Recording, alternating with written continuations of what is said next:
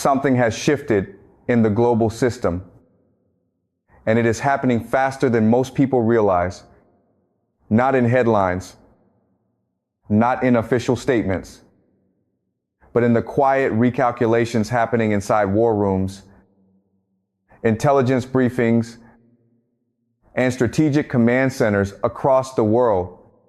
For decades, there was an unspoken belief that no matter how tense things became, there were still limits, clear boundaries that powerful nations would not cross because the cost would be too high. That belief is now being tested in real time. What we are seeing today is not a single crisis, but the early signs of something far more dangerous. A world where deterrence is no longer guaranteed to work, where actions that once would have triggered immediate consequences are now met with hesitation, delay, or strategic ambiguity. And when hesitation enters a system built on fear and balance, the entire structure begins to weaken. This is not about one country making one move. It is about a pattern one that suggests the rules that kept the world from tipping into large-scale conflict are becoming less clear, less respected, and far easier to challenge. The most dangerous part is not the tension itself, but the uncertainty it creates, because uncertainty forces faster decisions, riskier calculations, and reactions driven by fear rather than control. And history has shown that when global powers begin to operate under pressure instead of clarity, the outcome is rarely stable. The question is no longer whether the system is under strain. The question is how much pressure it can take before something breaks, and when it does, whether anyone will be able to stop what comes next. The reality is, this is not something happening somewhere far away to someone else. It is already shaping the world you live in. Whether you notice it or not, every shift in global power quietly moves the foundations beneath your daily life, your job, security, the stability of markets, the cost of energy, the reliability of supply chains, even the sense of safety you take for granted. When deterrence weakens, uncertainty spreads. And uncertainty does not stay contained within borders. It moves through economies, through alliances, through decisions that ripple outward until they reach ordinary people. And here is the uncomfortable truth. The more uncertain the system becomes, the more likely leaders are to act, not with confidence, but with fear. And fear compresses time. It forces faster decisions, often made without full information. That is how escalation really happens. Not because leaders want chaos, but because they are trying to avoid losing control. The distance between you and geopolitical risk is much smaller than it appears. And in a system under pressure, that distance can disappear almost overnight. For more than half a century, global stability has depended on a fragile but powerful idea that the consequences of large-scale conflict are so devastating that no rational actor would risk triggering them. This is the foundation of deterrence, but deterrence only works when everyone involved believes in it, when red lines are clear, when responses are predictable, and when the cost of crossing those lines is unquestioned. What we are seeing now is a gradual erosion of that belief, not a dramatic collapse, but something more subtle and more dangerous. Actions are being taken that test the limits of the system without fully breaking it, pushing boundaries just far enough to gain advantage without triggering immediate retaliation. This creates a gray zone where the rules are no longer clear, where each side is constantly recalculating what is acceptable and what is not.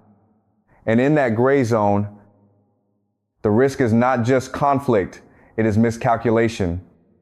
Because when the rules become unclear, even small decisions can lead to consequences far larger than anyone intended. To understand how we arrived at this point, you have to look at how the global order was built and how it has slowly changed over time. After the Cold War, the world entered a period where one dominant power, supported by a network of alliances and institutions, could enforce a level of stability that kept major conflicts contained.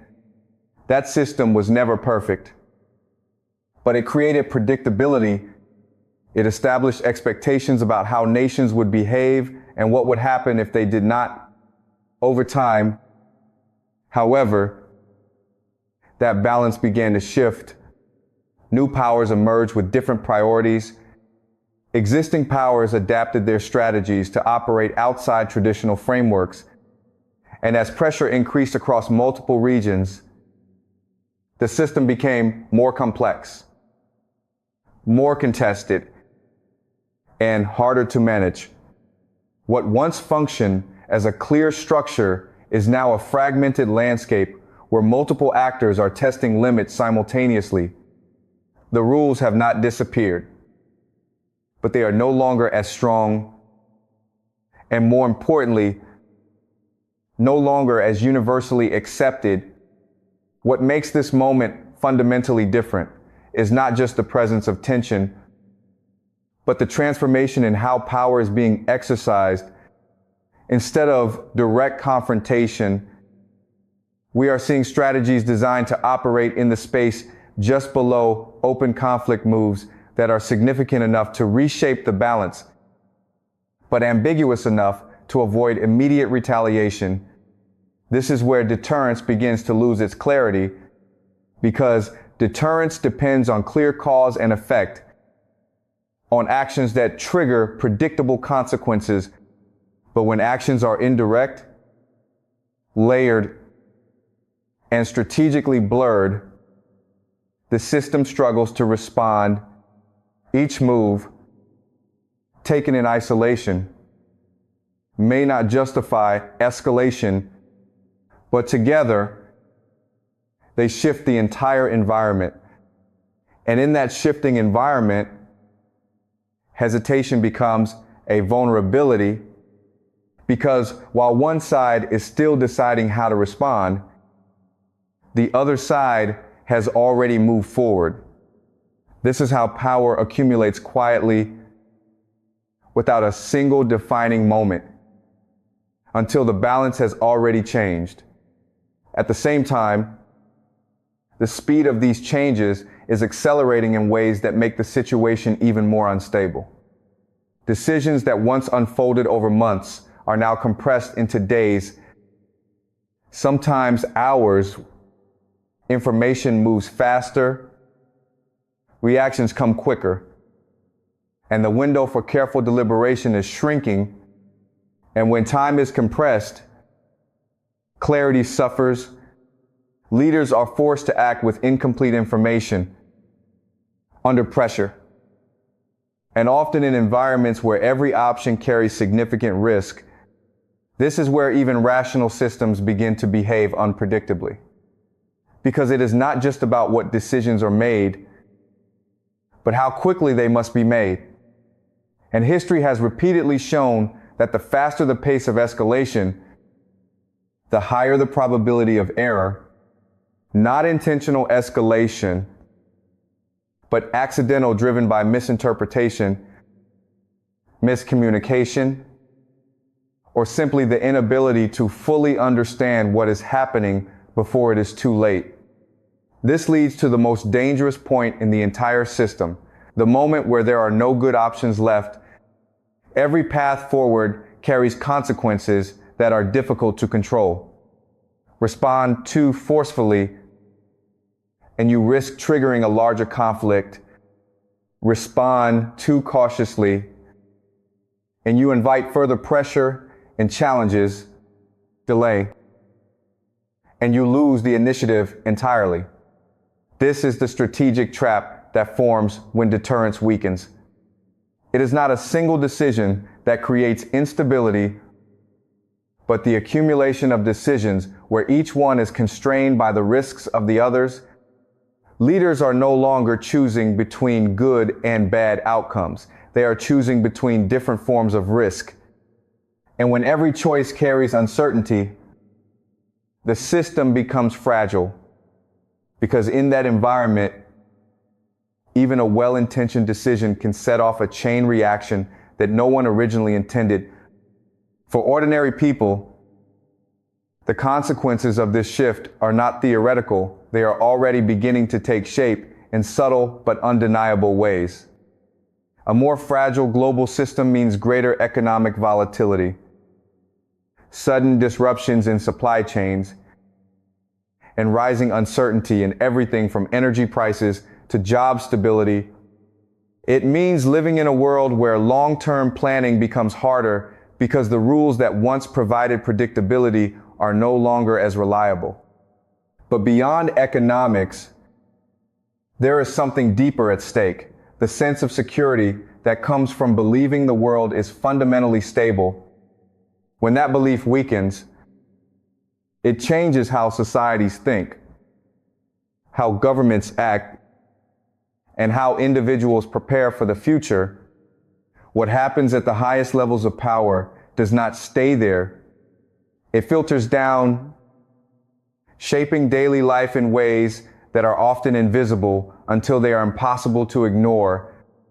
Looking ahead, the world is not on the edge of immediate collapse, but it is entering a period of transition that carries its own risks. This is the kind of phase where old systems lose their effectiveness before new ones are fully established. In that gap, instability grows. We are likely to see more strategic ambiguity, more indirect competition, and more situations where the risk of miscalculation becomes dangerously high. Alliances will be tested, assumptions will be challenged, and the balance of power will continue to shift in ways that are difficult to predict. The critical question is not whether change is coming, it already is. The real question is how the world adapts to it, and whether that adaptation happens through careful strategy or through crisis, because history shows that transitions between global orders are rarely smooth and often defined by moments where decisions made under pressure shape outcomes for decades. What we have explored is not a single crisis, but a pattern, a gradual erosion of the system that has kept large-scale conflict in check for generations. Deterrence is not collapsing overnight, but it is being tested in ways that reveal its limits. The rules are becoming less clear, the responses less predictable, and the margin for error smaller than at any point in recent history. But understanding this shift is the first step toward navigating it. If you found value in this breakdown, save this video so you can revisit it as events continue to unfold. And subscribe to stay ahead of the changes that are shaping the world around you, because in a time of uncertainty, staying informed is not just useful, it is essential. And while the system may be under pressure, history has also shown that awareness, adaptation, and clear thinking can still guide us through even the most unstable transitions.